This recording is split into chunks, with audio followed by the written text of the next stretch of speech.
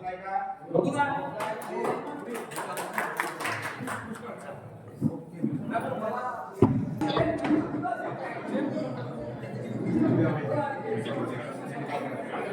शिवनी अरमाड गावामध्ये आलो आणि एका वर्षाअगोदर घडलेली जी दुःखद घटना होती आणि त्याच्यानंतर मध्यंतरीच्या काळामध्ये पालकमंत्र्यांसोबत बैठक झाली, कलेक्टरांसोबत बैठक झाली आणि अतिशय किरकोळ किरकोळ मागण्या आहेत आणि त्याच्यासाठी काही फारसं पैसे लागण्याचं काही कारण नव्हतं.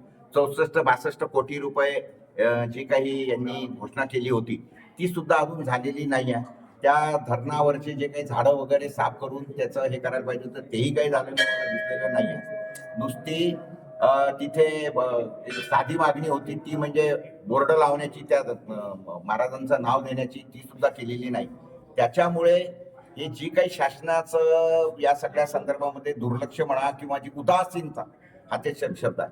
त्याच्यानंतर तो जो कैलाश नागरे बिचारा त्यांनी बलिदान दिलं, त्याच्या कुटुंबाचं जे काही शासनाने आश्वासन दिलं होतं तेही काम केलेले नाही. ती आम्ही आज घोषणा करतो की या भिकारड्या शासनाच्या नादी लागायची गरज नाही.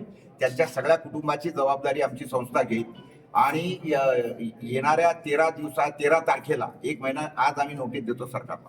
त्यांनी दिलेली आश्वासनं म्हणजे त्या खडकपूर्णा धरणाचं पाणी इथं आणण्याची जी काही त्यांची योजना आहे, त्याचबरोबर जे काही 64 कोटी रुपयाची दुसरी योजना होती ती जर यांनी 1 महिन्याच्या आतमध्ये गतिशील केली नाही तर 13 तारखेला येणारा जो महिना आहे एप्रिलचा, त्या दिवशी हा जो हायवे आहे अंधेरा फाट्यावरचा, तो ह्या 14 गावातील लोक रोखतील असं मी आज तुमच्या समोर सांगतोय.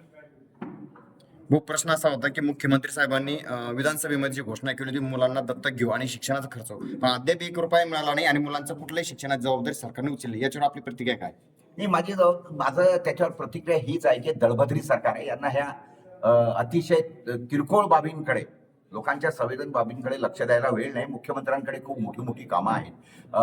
ते 1-1 लाख कोटी रुपयाचे जे काही त्यांना कामं वगैरे सगळी करायची असतात आणि त्याच्यामध्ये त्यांचं जे काही आर्थिक हितसंबंध कॉन्ट्रॅक्टर सोबत जुळलेले आहेत असं तर विरोधी पक्षांनी सुद्धा हे केलेलं आहे, आरोप केलेला आहे.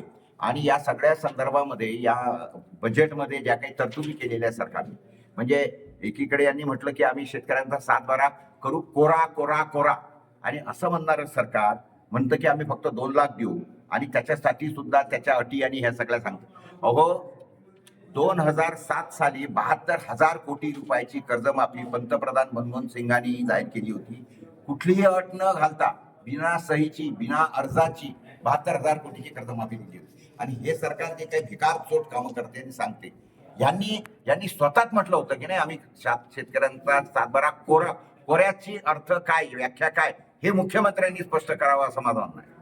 शेवटचा प्रश्न असा होता की मुख्यमंत्री साहेबांना संबंधित जिल्ह्यातील कर्मचाऱ्यांनी चुकीची माहिती दिली, कारण कैलास भाऊची अशी कुठंच मागणी नव्हती बा धरणातून पाणी द्या, त्यांच्या ज्या कालव्यातून पाणी ती मागणी होती आणि त्याच्यानंतर संबंधित पालकमंत्र्यांनी उपोषण सोडलं असं मुख्यमंत्री साहेबांनी विधानसभेमध्ये घोषणा केलेली. आता त्याच्या संदर्भामध्ये मी सांगतो की कालव्यातून पाणी आपल्याला घ्यायचं नाहीये.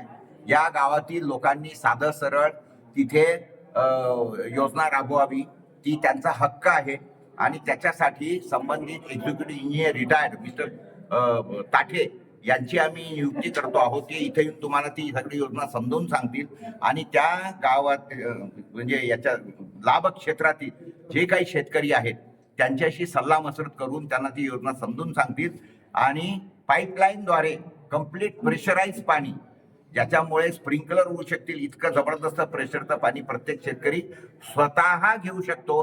दळभद्री शासन काहीही करणार नाही, हे मी तुमच्या समोर सांगतो. पालकमंत्र्यांविषयी काय बोलणार?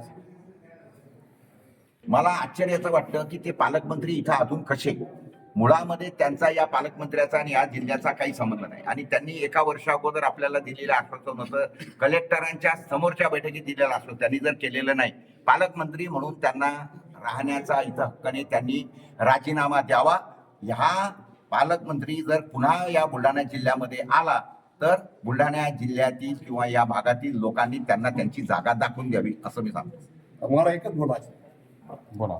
मला आता